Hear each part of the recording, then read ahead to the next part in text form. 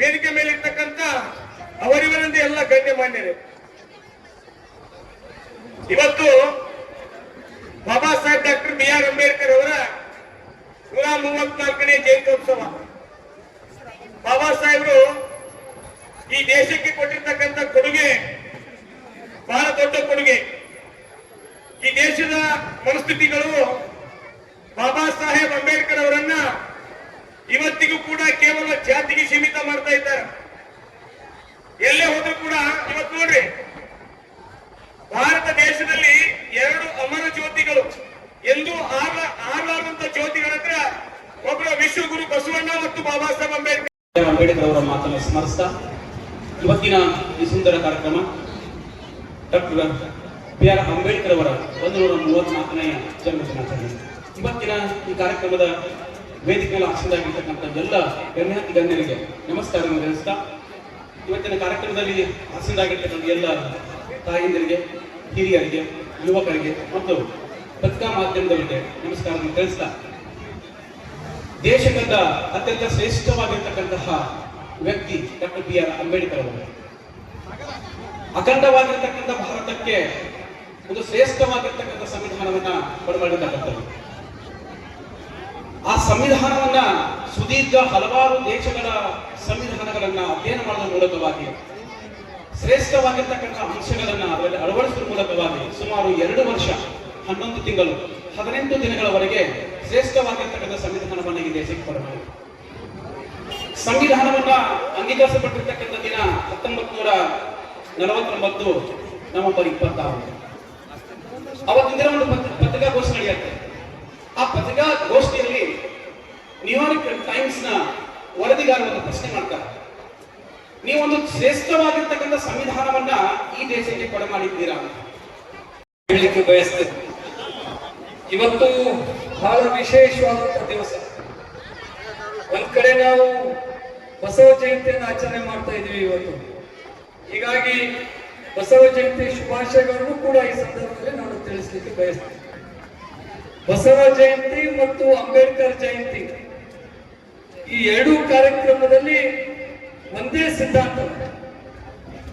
ಇದನ್ನು ನಾವು ಅರ್ಥ ಮಾಡ್ಕೊಳ್ಬೇಕು. ಬಸವಣ್ಣನವರು ಹೇಳಿರುವಂತದ್ದು ಮತ್ತು ಅಂಬೇಡ್ಕರ್ ಅವರು ಜಾರಿಗೆ ತಂದಿರುವಂತದ್ದು ಒಂದೇ.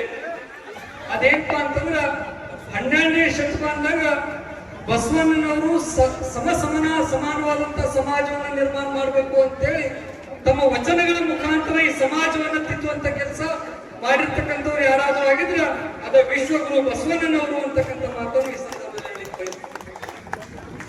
ಅವ್ರು ಆಡಿರುವಂತ ಮಾತನ್ನ ಸಂವಿಧಾನವನ್ನ ರಚನೆ ಮಾಡುವಂತ ಸಂದರ್ಭದಲ್ಲಿ ಸಂವಿಧಾನದಲ್ಲಿ ಅಳವಡಿಸಿಕೊಂಡು ಈ ದೇಶದಲ್ಲಿ ಸರಿ ಸಮಾನವಾದಂತಹ ಸಮಾಜ ನಿರ್ಮಾಣ ಆಗಬೇಕು ಅಂತ ಹೇಳಿ ಸಂವಿಧಾನದಲ್ಲಿ ಅವಕಾಶ ಮಾಡಿಕೊಟ್ಟಿರ್ತಕ್ಕಂಥ ಒಬ್ಬ ಮಹಾನ್ ವ್ಯಕ್ತಿ ಯಾರಾದ್ರೂ ಆಗಿದ್ರೆ ಅದು ಬಾಬಾ ಸಾಹೇಬ್ ಅಂಬೇಡ್ಕರ್ ಅವರು ಅಂತಕ್ಕಂಥ ಮಾತನ್ನ ಹೇಳ್ಬೇಕು.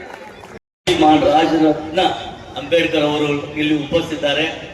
ಅವರಿಗೆ ಮಗದೊಮ್ಮೆ ಸುಸ್ವಾಗತವನ್ನು ನಾನು ಜಮಖಂಡಿ ಎಲ್ಲರ ವತಿಯಿಂದ ನಾನು ಬಯಸ್ತಾ ಇದ್ದೇನೆ. आपको मैं आदर और श्रद्धे से आपको मैं स्वागत करता हूं.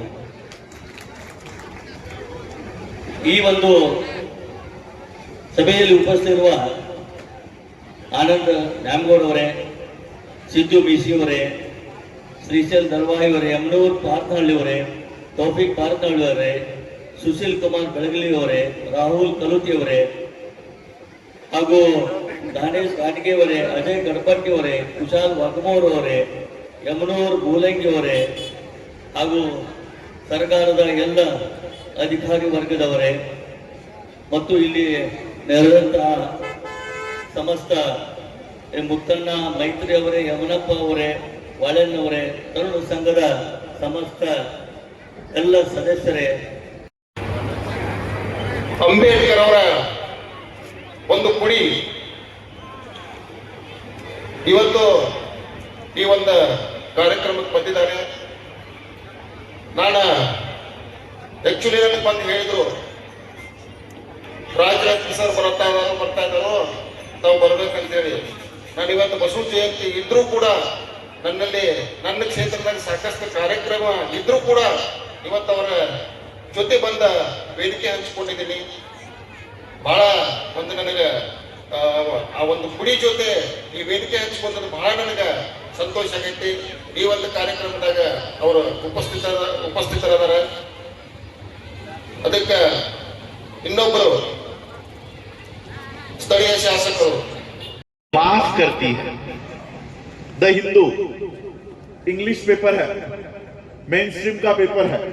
सेकेंड न्यूज, इस थीसिस को एक्सेप्ट करने के बाद ब्रिटिश गवर्नमेंट को यह लगा कि इस स्टूडेंट का जो रिकमेंडेशन है, यानी डॉक्टर बाबा साहब अम्बेडकर जी का जो सुझाव है, उसके ऊपर काम करना चाहिए। इसलिए उस समय रिजर्व बैंक ऑफ इंडिया का निर्माण किया गया।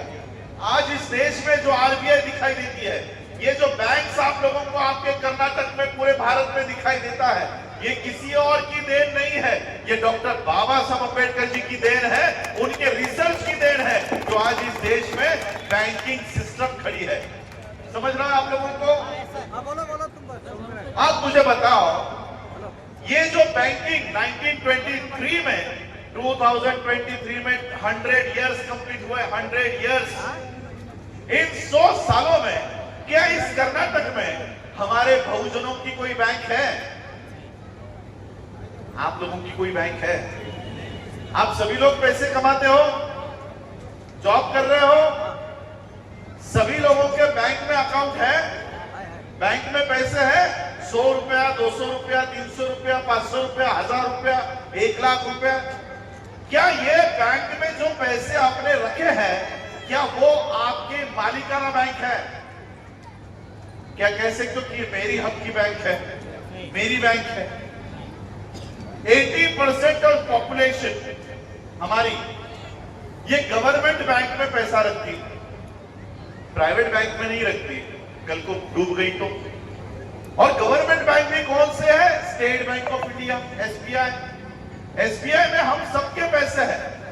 हमारा पॉपुलेशन आज इस देश का पॉपुलेशन है 140 करोड़। 140 करोड़ में अगर हम एवरेज भी पकड़े सारा, वैसे तो 27 और 30% तक हम लोग चले गए, लेकिन रिजर्वेशन का आंकड़ा भी हम पकड़े और एक एवरेज पकड़े 140 करोड़ में अगर हम 13% भी पकड़े हमारी पॉपुलेशन, तब भी वो 20 करोड़ होती है। 20 करोड़ लोग हम हैं, 20 करोड़, ये आंकड़ा बहुत ज्यादा है, ये तो 50 करोड़ तक हो जाएगा, लेकिन 20 करोड़ पकड़ते हैं। 20 करोड़ लोगों ने अगर 1000 रुपया भी बैंक में रखा तो कितना होता है? 20,000 करोड़ हमारा पैसा। 1000 रुपया भी रखा है तो सिर्फ 1000 रुपीज भी अगर बैंक में आपका है तो आपने इंडियन इकोनॉमी को कितना रुपया दिया है? 20,000 करोड़ हमारा है। इस 20,000 करोड़ में हम अपने बच्चों को जब एमबीबीएस के लिए भेजते हैं, इंजीनियरिंग के लिए भेजते हैं, फॉरेन एजुकेशन के लिए भेजते हैं, तो इसमें से हम 30 लाख रुपया मांगते हैं बैंक से, एजुकेशन लोन दे दो। मेरा बच्चा एमबीबीएस पास हो गया, एमबीबीएस के लिए सीट मिल गई है, उसको एमबीबीएस करना है, उसको इंजीनियरिंग करना है, उसको एमबीए करना है, उसको लॉ करना है, हमारे पास पैसे नहीं है, हमको लोन दे दो। मेरे पास स्टेट बैंक ऑफ इंडिया के रिटर्न में जवाब है, रिटर्न में एसबीआई ने रिटर्न में लिख के दिया है कि हम आपको लोन नहीं दे सकते क्योंकि आपके पास उतनी प्रॉपर्टी नहीं है, मॉर्गेज रखने के लिए कुछ भी नहीं है, इसलिए हम आपको लोन नहीं देंगे। यह है आप लोगों के साथ होने वाला प्रकार। आपने अडानी का नाम सुना है? अडानी वर्ल्ड का रिचेस्ट नंबर 2 पर बिजनेसमैन, वर्ल्ड का 2 नंबर का रिचेस्ट बिजनेसमैन।